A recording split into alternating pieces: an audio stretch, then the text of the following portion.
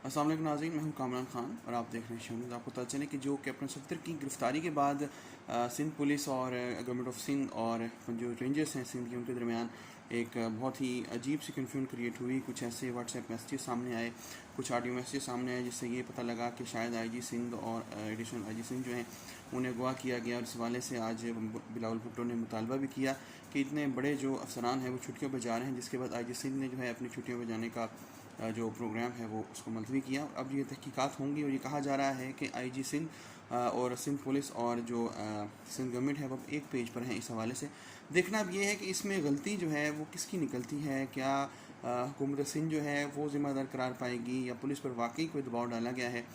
Qamar Javed Bajwa general जो हैं Pakistan army chief जो हैं, उन्होंने भी इज़हार यकजहती किया है सिंध पुलिस फोर्स के साथ। और उन्होंने ये कहा है कि सिंध पुलिस ने हमेशा अपने फ़राइज़ जो हैं वो बेहतरीन तरीके से अदा किए हैं। सिंध पुलिस के हवाले से पहले भी बहुत सी सियासी कन्फ्यूज़ जो हैं वो सामने आती रही हैं आईजी सिंध के हवाले से, और अब ये जो नया मामला सामने आया है ये पाकिस्तानी सियासत को एक नया मोड़ देने जा रहा है।